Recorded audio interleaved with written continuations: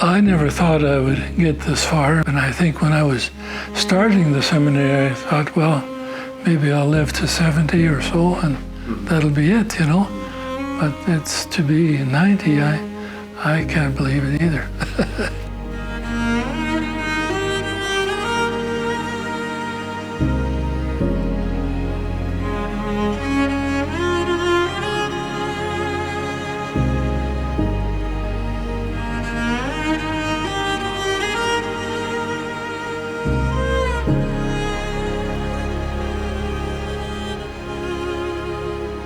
I find that mainly you're happiest if you just live a day at a time, I make sure that I say Mass every day and say my prayers, and I feel that that's a big help, to sustain us, because we really can't do anything without God, and without His grace.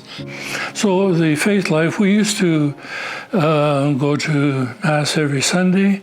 We walked to the little school, which was turned into a church on Sundays, They'd have doors would open, and they'd have the altar and the priest vesting place and the place for confessions on the one side. We walked every day, every Sunday, about a half mile from the trail, from St. Albert Trail to Dunvegan Yards is where the school and the church was So my mom and Dad were married by her brother.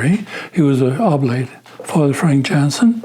So they were married there. So we had a priest in the family, and it was always, I think, a very supportive thing, because we were very poor, and as everybody was in those days, and Father would be the one who would give us our Christmas presents, So it was sort of something that you always remember too, So in other words, the priesthood was not sort of a strange object for us. We knew just from family experience that, the priest is someone that is good and can be trusted, It was only when I went to a Catholic school that the thought of a vocation, and this is a little New Testament that the teacher gave me. Sister Vincentia gave me after grade 9, and she said in the note, I hope someday to be able to hear you teach and explain the contents of this book. And that's the little note that she wrote me at that time. When we went to St. Joe's at that time, Father McDonald was the principal, and he asked us, what are you going to do after you get through high school, All of the boys filled the form out, And so I filled out the form, and because I'd been influenced by Sister Vincentia, I said I was going to become a priest. So when I entered St. Joe's at grade 10, that was what I told Father. But he had my form mixed up with some other students. So at the end of grade 12, he called this other guy in, and he said, I hear you're wanted to be a priest. And he come back laughing into the room, and he said, our classroom, and he said, Father Mac got me mixed up with some strange fellow who wants to be a priest, he said. So anyways, I was the next guy called out, and Father Mac just said, well, if you've thought of it at any time, you should go, So he made arrangements with me to see the bishop. Usually you have to get the bishop to approve it, or call you, as they call it. So the bishop made an appointment with me, and I never showed up because there was a sports day on or something. And so Father Mac wasn't too happy with me. He came out again, and he said to where we lived in the trail, and he said, no, you better go this time. I'll make another appointment with you. You better make sure you go. So anyways, the bishop saw me, and he just said that if you've thought of it at any time, you should give it a try. So then I went that year to the seminary, in the fall. So that would be in 1949, I guess. Yeah. And I always thought that we were fortunate in a way, to go at that time, because there were men who had been in the Army and the Navy, and they were studying to preach, about 10 of them, out of 60, were studying, and they all pretty well were ordained, But they had faced, some of them had faced death, and faced some pretty serious suffering and stuff. And so they were much more mature than me, going from high school, So I learned a lot, from them, and that they were just ordinary guys, but willing to give their life to God and serve people, as priests, I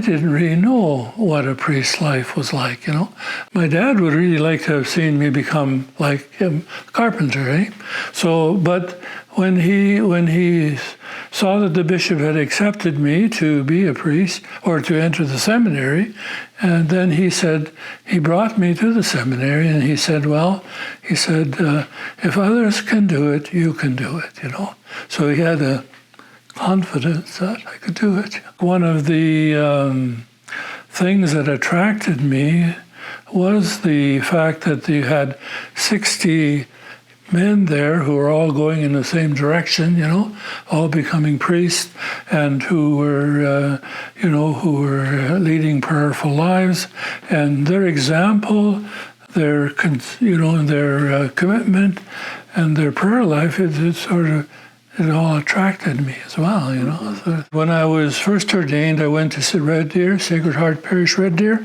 as a curate, and I was there for 3.5 years. And I think one of the memories that I had there was very striking. It was that there was no RCIA at that time, and so the priest would instruct those who are getting married and those that are wanting to become Catholic, individual priests. And I thought that was, for me, the first time that I had a challenge to be a teacher, and in a way a priest is a teacher. So I'm marrying the young people and I'm instructing the young people. So I learned how to teach the Catholic faith and the sacraments especially in layman's terms.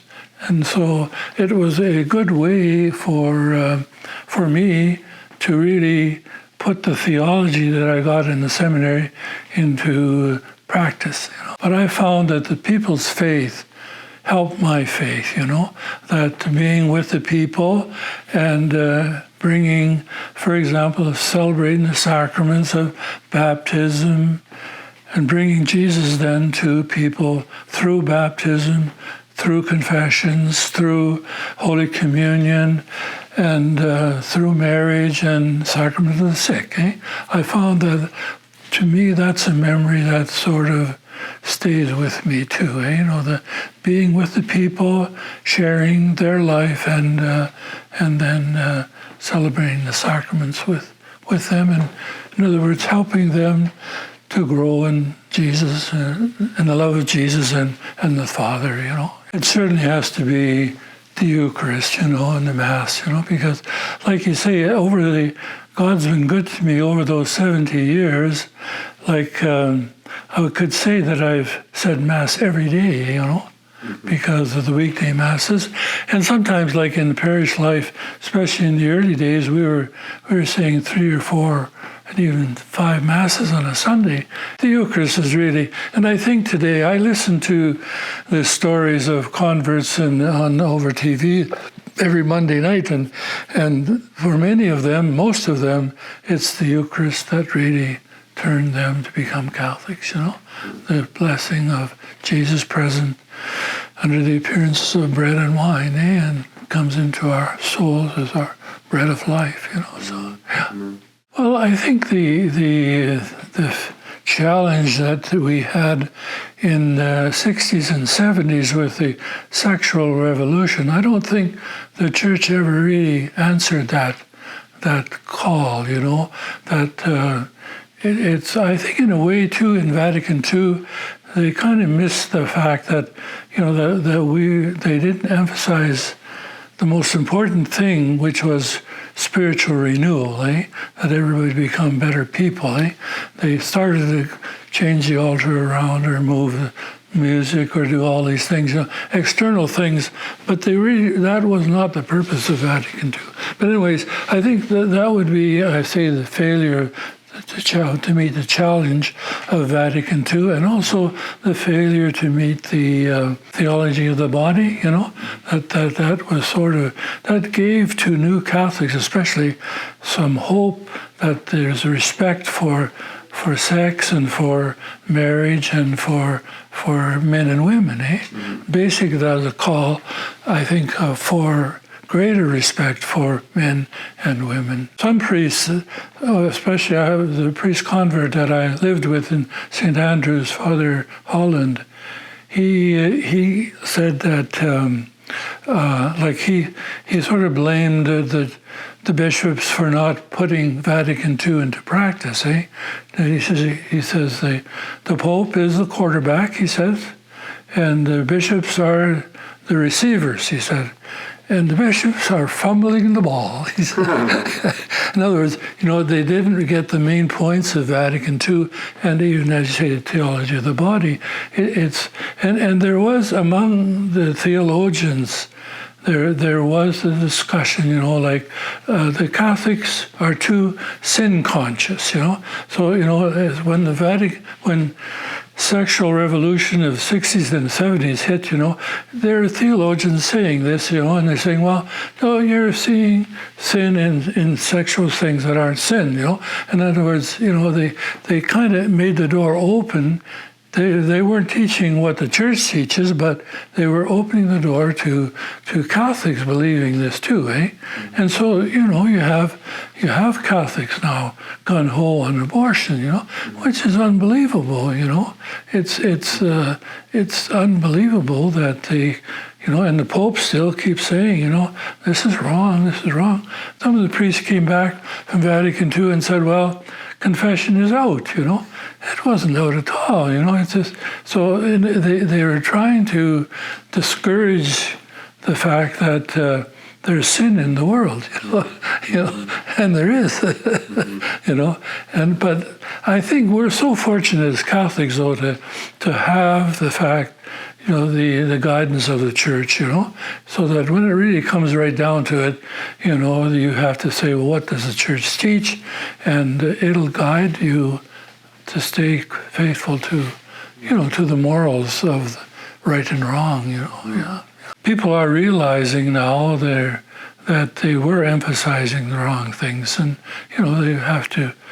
they're so fortunate to have, the other churches they just all follow whatever the crowd says, You can't preach Christ and Christianity and just do what the crowd wants to do.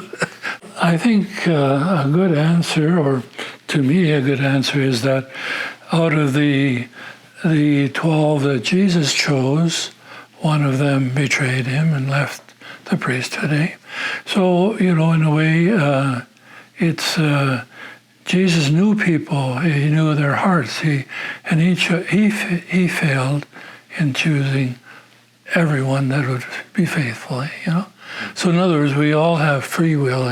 I think one of the good things about the fact that the sisters and priests could leave was the fact that before this they wouldn't give them dispensations, and so sisters would be ruining a convent life, they'd be unhappy there, and they couldn't, so if you're not happy there, well, certainly, you're better out of there, and that's the same with the priesthood, I think, too, if you're going to be a negative influence amongst your brother priests, you're better out of there, so my first retreat that I made in the seminary was given by my pastor, and at that time there was the first instance of a priest leaving the priesthood, and he said, that it's like being Judas, if you leave the priesthood. So in other words, that was pretty drastic attitude that they had at that time. I think it's been very important for me. One of the priests who was sort of under the cloud, or I should say, of the diocese, but he was my best friend from the time that I was ordained, And we would get together once a week.